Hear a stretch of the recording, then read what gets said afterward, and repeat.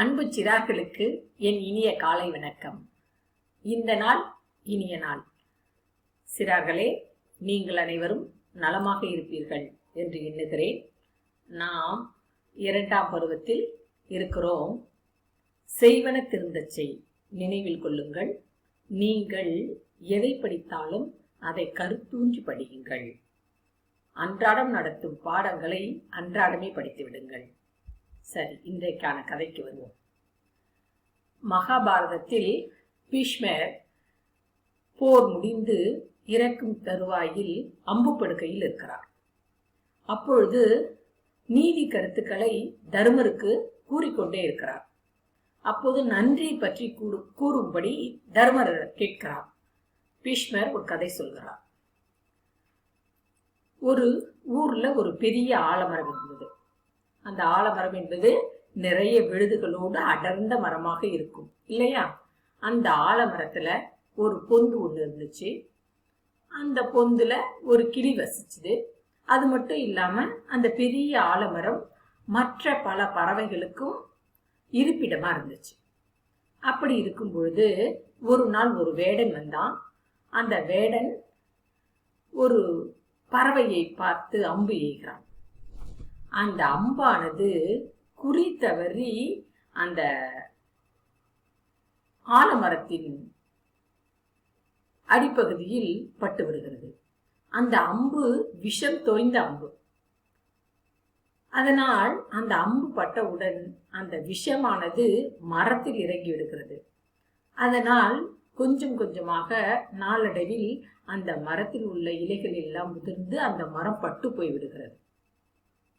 ஆனாலும் அந்த கிளி மட்டும் அந்த இடத்தை விட்டு நகரவே இல்லை.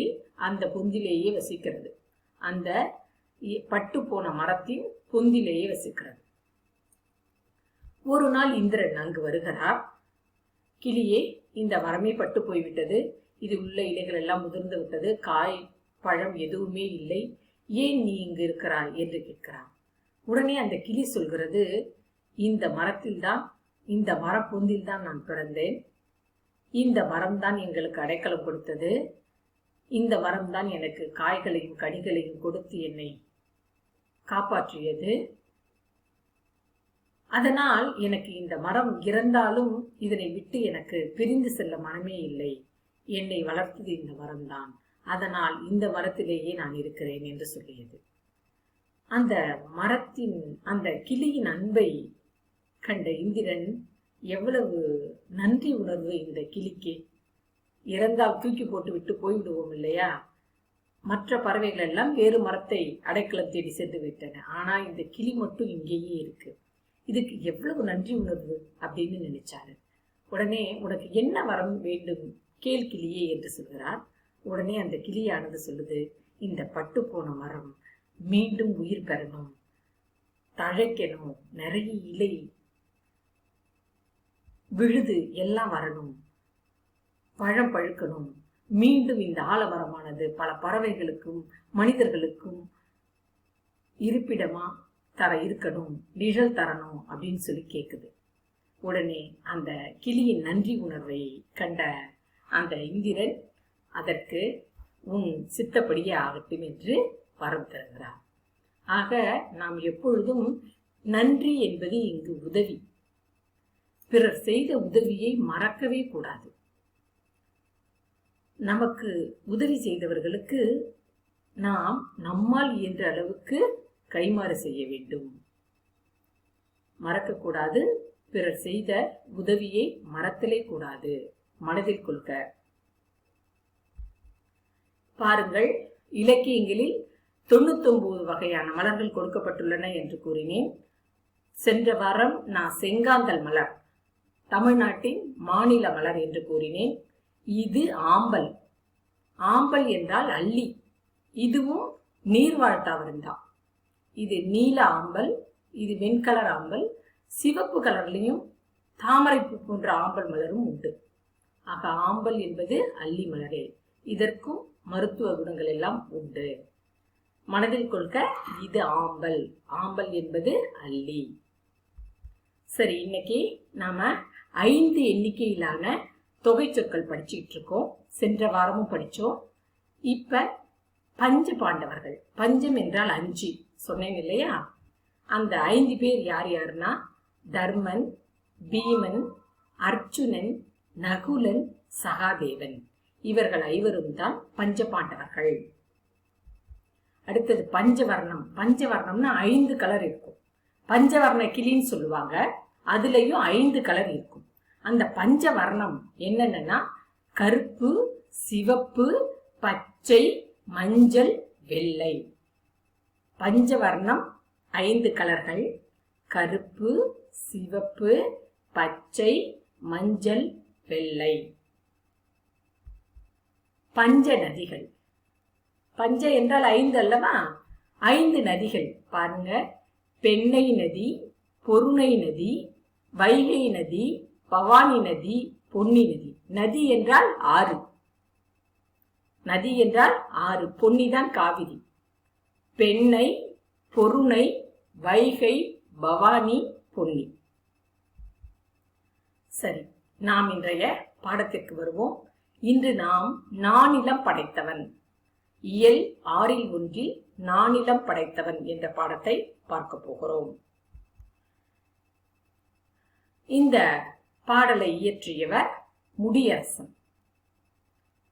முடியரசன்கிறது இவரோட புனைப்பெயர், இவராக வைத்துக் கொண்ட பெயர்.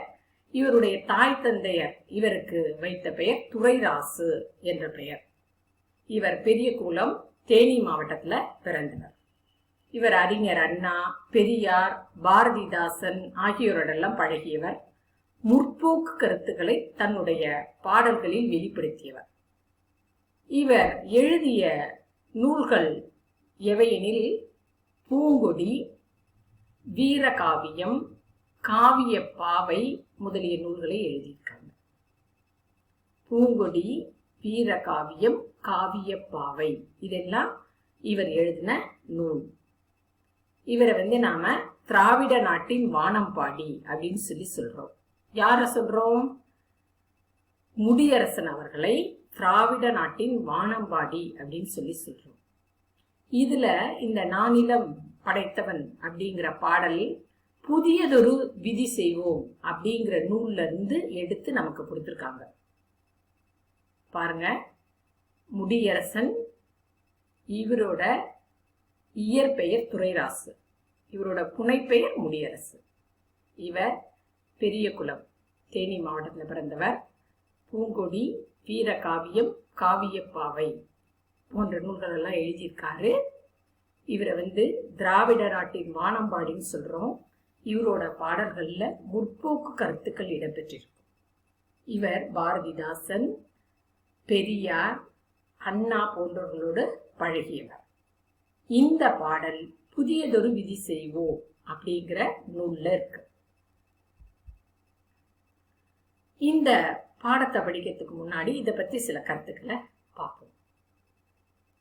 இப்ப ஆதி மனிதன் எப்படி உருவானா? மனிதன், ஆதி மனிதன் காட்டுவாசிய, அதாவது குரங்கிலிருந்து சிறிது சிறிதாக மாற்றமடைந்து மனிதனாக உருமாறினான் என்றெல்லாம் பார்க்கிறோம்.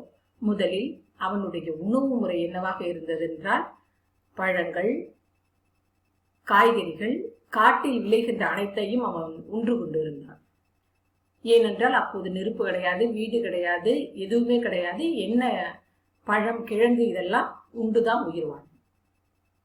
அதே மாதிரி தன்னுடைய மானத்தை பரப்பதற்கு இலை தழைகளை எல்லாம் ஆடைகளாக உடுத்தியிருந்தான். நாகரிகமே இல்லாத காலம். சிறிது சிறிதாக இந்த மனிதனானவன் நெருப்பை உண்டாக்க கற்றான். நெருப்பு உண்டானவுடன் முதலில் விலங்குகளின் மாமிசங்களை அப்படியே உண்ட மனிதனானவன் அதை சுட்டு சாப்பிட ஆரம்பித்தான். பிறகு தீ உண்டானவுடன் பிறகு ஒவ்வொன்றாக உருவாக்கினான். விளை நிலங்களை உருவாக்கினான். அந்த நிலத்துல எப்படி பயிரிடுறதுன்னு கத்துக்கிட்டான். அப்புறம் பயிர் விளைவித்தான். ஆக இப்படியே ஒவ்வொன்றும் அவனுடைய தேடலின் விளைவாக, ஆதி மனிதனின் தேடல் விளைவாக அதற்கு பின் வந்தவர்கள் கொஞ்சம் கொஞ்சமாக யோசித்து தனக்கு தெரிந்தவற்றை எல்லாம் செயல்படுத்தி பல விலை பொருள்களை உருவாக்கினார்கள். அப்புறம் தனக்குன்னு குடியிருக்கிறதுக்கு வீடு மாதிரி கட்ட ஆரம்பிச்சான், துணிகளை உருவாக்கினான். இந்த மாதிரி ஒவ்வொன்னா இன்னைக்கு நாம ஒரு நவநாகரிக உலகத்துல இருக்கோம். அவங்கெல்லாம் சேர்ந்து அந்த காட்டுவாசிகள்லாம் ஊர்களை உருவாக்குனாங்க, அப்புறம் அதை நகரமாக்குனாங்க, அப்புறம் அந்த நகரத்துல பல வகை தொழில்கள் செஞ்சாங்க.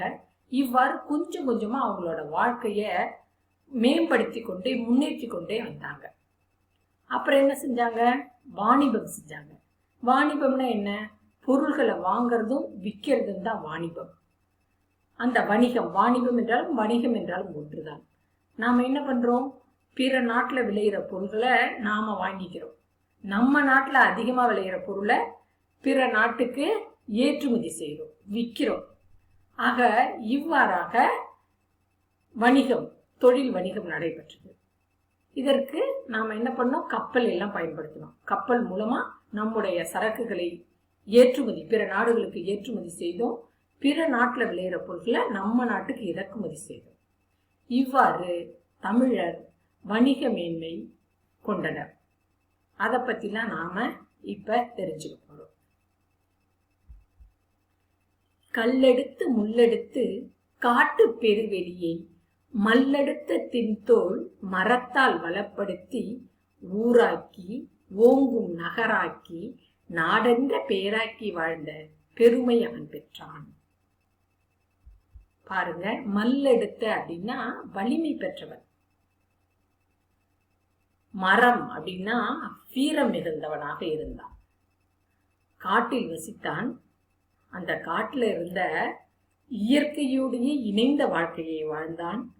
அங்கு மரங்களில் செடிகளில் கிடைத்த பழங்களையும் கிழங்குகளையும் தின்றான். விலங்குகளை வேட்டையாடி அந்த உணவை பச்சையாக சாப்பிட்டான்.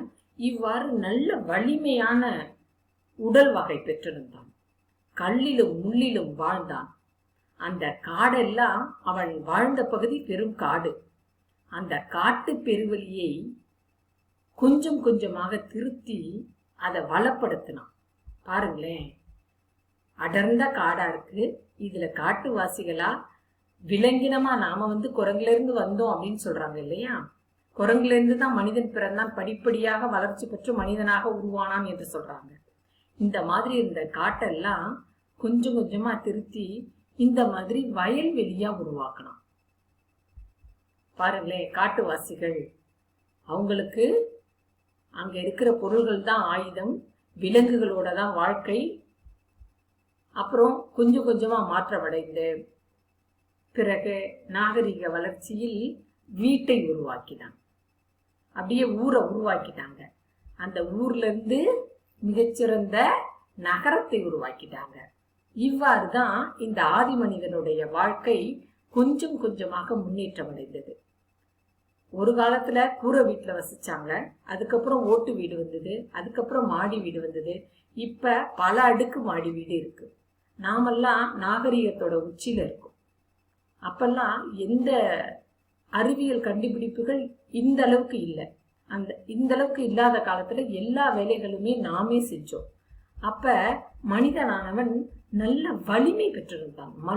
மல்லெடுத்த அப்படின்னா வலிமை பெற்றவன். அதுபோல மரம், இங்க பாருங்க, இந்த மரத்துல வல்லினரா இருக்கு. வல்லினரா போட்டா வீரம், இதுவே இடைநரா வந்தா மரம், பிளான்ட், தாவரம். அந்த கல்லு முள்ளு எல்லாம் இருந்த காட்டு பகுதிய பெருவெளி அப்படின்னா பரந்த பரப்பு. அதையெல்லாம் இந்த மல்லெடுத்த வலிமை பெற்ற தோள்களை உடையவன் தன்னுடைய வீரத்தால அந்த காட்டு பகுதியை வளப்படுத்துறான். வளப்படுத்தி ஊராக்குறான்.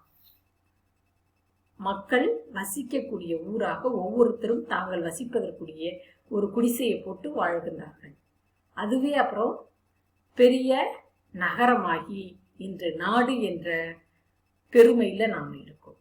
இதெல்லாம் நம்முடைய மனிதர்களின் சிறிது சிறிதான முன்னேற்றம், அறிவியல் கண்டுபிடிப்பு, இவையெல்லாம் சேர்ந்து இன்று நாம் நவநாகரிக உலகத்தில் வசிக்கிறோம்.